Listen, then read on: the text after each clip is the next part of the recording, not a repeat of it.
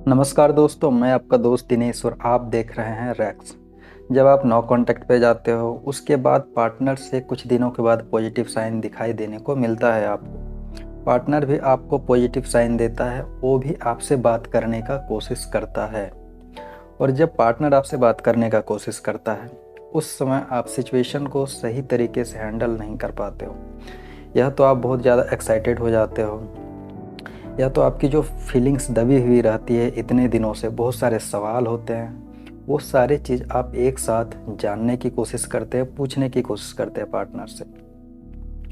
और आपको ऐसा लगता है कि ये सारी चीज़ें यदि हम अभी पार्टनर से बोलते हैं, क्योंकि पार्टनर का मूड बहुत अच्छा है, ये सारी चीज़ें एक साथ हम पार्टनर को समझाएंगे और अपनी फीलिंग एक्सप्रेस करेंगे तो सिचुएशन पहले जैसी नॉर्मल हो जाएगी और पार्टनर कहीं ना कहीं मुझे समझने की कोशिश करेगा, क्योंकि इससे अच्छा मौका मुझे नहीं मिल सकता है।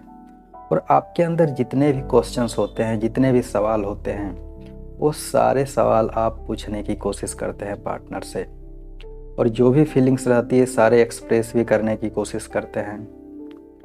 आपको लगता है कि सारा चीज़ इससे ठीक हो जाएगा, अपनी फीलिंग एक्सप्रेस करेंगे, पार्टनर को हम बताएंगे सारी चीज़ें, मैं कितना तकलीफ़ में था। ये सारी चीज़ें यदि हम पार्टनर के साथ शेयर करते हैं तो सारी चीज़ें सही हो जाएंगी।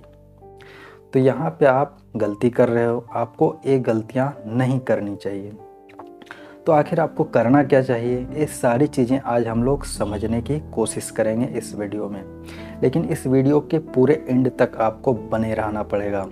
और चैनल को सब्सक्राइब नहीं किया तो चैनल को भी ज़रूर सब्सक्राइब कर लीजिए। तो चलिए वीडियो को स्टार्ट करते हैं। देखिए, नो कांटेक्ट के बाद पार्टनर आता है, ऐसा नहीं है कि आप नो कांटेक्ट पे गए उसके बाद पार्टनर आपको कभी कांटेक्ट ही नहीं किया। ऐसा किसी के भी रिलेशनशिप में नहीं होता है। लेकिन जब पार्टनर आपको कांटेक्ट करता है उस समय आप काफ़ी ज़्यादा एक्साइटेड हो जाते हो। मतलब कि आपके खुशी का कोई ठिकाना ही नहीं रहता है। आपको लगता है कि पार्टनर अभी अच्छे से बात कर रहा है, नॉर्मल बिहेवियर है पार्टनर का। तो मेरे दिमाग में जो सारी चीज़ें हैं वो सारी चीज़ें हम पार्टनर के सामने रखते हैं ताकि पार्टनर मुझे समझेगा। अभी पार्टनर का बिहेवियर नॉर्मल है, पार्टनर खुश है, तो हम आज पूरी फीलिंग्स आज पार्टनर को बता देंगे। तो यहाँ आप सबसे बड़ी गलती करते हो। आपको लगता है कि अब सब नॉर्मल हो गया है, अब सारी चीज़ें ठीक हो गई है। देखिए, कोई भी बीमारी अचानक से ठीक नहीं होती है, उसको ठीक होने में थोड़ा वक्त लगता है, वो धीरे धीरे ठीक होती है। यदि आपको बुखार हुआ है, उसके बाद आपकी बीमारी, आपका बुखार धीरे धीरे ठीक हो रहा है, उसके बाद आपने दवाइयाँ खानी बंद कर दी, उसके बाद आप बाहर की चीज़ें ज़्यादा खाने लगे, तो फिर से वो बुखार बढ़ सकता है और इसको समझना बहुत ज़्यादा ज़रूरी है। तो यहाँ भी आपको धीरे धीरे रिलेशनशिप को ठीक करने की ज़रूरत है। अचानक से यदि आप सारी फीलिंग्स बता देते हो, सारे प्रॉब्लम्स बता देते हो पार्टनर को, तो फिर वो नहीं समझेगा, वो फिर इरिटेट ही होगा और फिर से बीमारी बढ़ जाएगी। तो यहाँ आपको अपने इमोशंस को कंट्रोल करने की ज़रूरत है। देखिए, बात कीजिए पार्टनर से, लेकिन आप अपनी सारी फीलिंग्स, सारे क्वेश्चंस मत बताइए, क्योंकि यदि आप अपनी पूरी फीलिंग्स एक्सप्रेस कर देते हैं तो फिर आगे कुछ बात करने का रह नहीं जाता है। आगे कोई टॉपिक बचता ही नहीं कि आप किस टॉपिक पे बात करोगे। पार्टनर को भी मौका दीजिए कि आपके बारे में जानने का वो भी इच्छा रखे, वो भी आपके बारे में जानने का कोशिश करे, उसको भी सवाल करने का मौका दीजिए। तो आप अपने साइड से कुछ बताइए ही नहीं, कुछ अच्छी चीज़ें ज़रूर बताइए।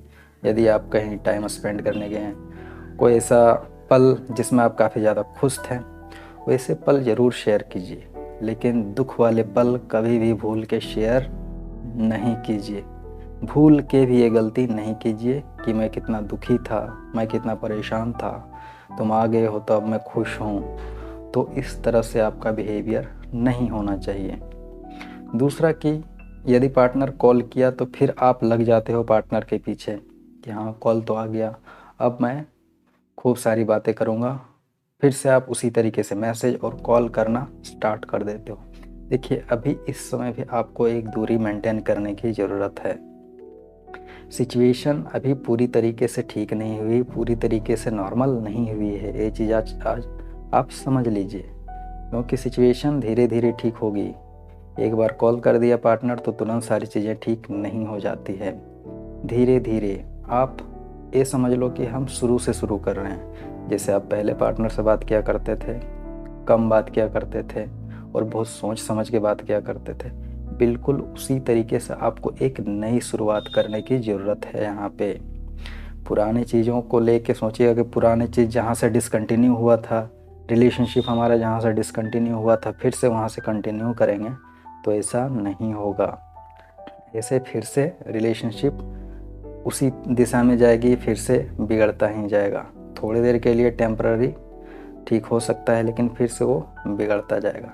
इसलिए आपको यहाँ एक नई शुरुआत करने की ज़रूरत है।